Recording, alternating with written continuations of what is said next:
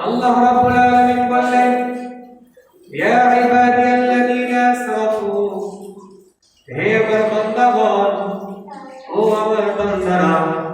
আল্লাহ রাব্বুল আলামিন এখানে ইবাদ কি শব্দ ব্যবহার করতে, তার মানে হলো আল্লাহ রাব্বুল আলামিন যদি বলতো ইয়া আইয়ুহাল্লাযীনা আমানু, তাইলে ঈমানদাররা হইতো বেঈমানরা। যদি ইয়া আইয়ুহাল্লাযীনা আমানু বলতো, তাইলে ঈমানদাররা এই আল্লাহর রহমতের মধ্যে থাকতে পারতো, বেঈমানরা বাদ হয়ে যেত। কিন্তু আল্লাহ রাব্বুল আলামিন বান্দা ব্যবহার করতে, ও আমার বান্দাগণ। যদি আল্লাহ রাব্বুল আলামিন কোন রাষ্ট্রকে উল্লেখ করে বলতেন ইয়া আইয়ুহাল মুসলিম ফি বাংলাদেশ, যদি বাংলাদেশকে উল্লেখ করে বলতো, আল্লাহ রাব্বুল আলামিন পৃথিবীর মধ্যে যত দেশ আছে সমস্ত দেশ বাদ করে যাইত।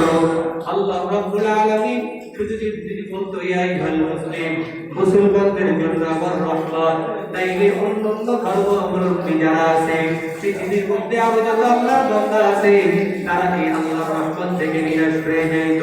কিন্তু আল্লাহ রাব্বুল আলামিন বলেন, ইয়া ইবাদিয়াল্লাযীনা আসরাফু, হে আমার বান্দাগণ। বলুন সুবহানাল্লাহ। এই বান্দা শব্দ আল্লাহ রাব্বুল আলামিন এজন্য ব্যবহার করেছেন, কারণটা হলো আল্লাহ রাব্বুল আলামিন বুঝাইতে চাইলেন হিন্দুরা তাদের ৩৩ কোটি দেবতার পূজা করে, তাদের উপাসনা করে, তাদের ধর্ম পালন করে, কিন্তু তারা যে দেবদেবীর পূজা করে তাদের দেবদেবী তাদেরকে বানায় নাই, বানাইছে কে? বলেন না, তাদেরকে বানাইছে কে? হিন্দুরা ৩৩ কোটি দেবদেবীর পূজা করে, তাদের অনুসরণ অনুকরণ করে, কিন্তু তাদেরকে তাদের দেবদেবী বানায়। বলেন তো, তাদেরকে বানাইছে কে? জোরে বলেন না, কে বানাইছে? খ্রিস্টানরা ইহুদিদের যিশু খ্রিস্ট ফলো করে, ঈসাই মসিহ মুসা ফলো করে, বিভিন্ন তাদের শিক্ষকদেরকে ফলো করে, কিন্তু তাদের ধর্মযাজকরা তাদেরকে বানায় নাই, বানাইছে কে? বৌদ্ধরা গৌতম বুদ্ধকে অনুসরণ অনুকরণ করে, কিন্তু গৌতম বুদ্ধ বৌদ্ধদেরকে বানায় নাই, বানাইছে কে? জোরে বলেন না, বানাইছে কে? এজন্য আল্লাহ রাব্বুল আলামিন বুঝাইতে চাইলেন, ইয়া ইবাদিয়াল্লাযীনা আসরাফু, ও আমার বান্দাগণ, তোমরা যারা নিজেদের উপর জুলুম করেছো, অসংখ্য অগণিত গুনাহ করেছো, আমি আল্লাহ রাব্বুল আলামিনের রহমত থেকে তোমরা নিরাশ হয়ো না। বলুন সুবহানাল্লাহ। কত বড় দয়াবান, কত বড় মেহেরবান আল্লাহ রাব্বুল আলামিন।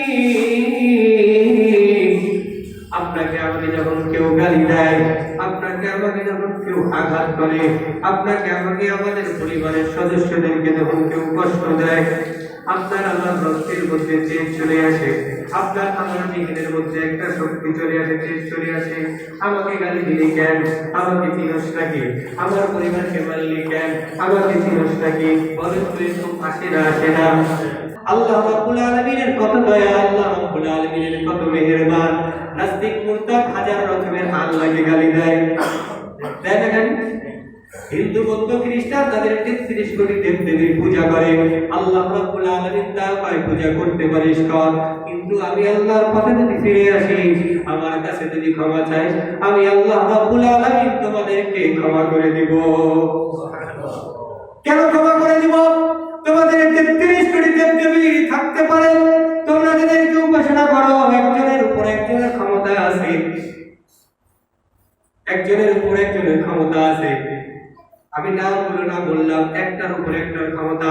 এই জন্য কেউ যদি বলি, আমি নাম দিয়ে উদাহরণ দেই, আব্দুর রহমান যদি মাফ করে দেয়, আব্দুর রাজ্জাক বলবে, হ্যাঁ মাফ করলি কেন? ওই আমার উপর দোষ করছে,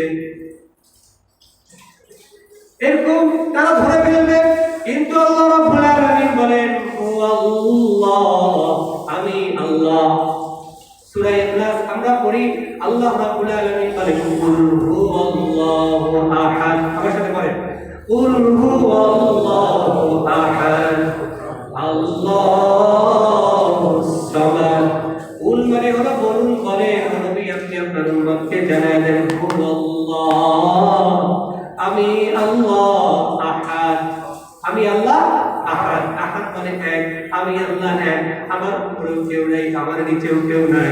এই জন্য আমি সারা পৃথিবীর সমস্ত মানুষকে যদি মাফ করে দেই, আমাকে কেউ কোনো কিছু বলার ক্ষমতা রাখে না।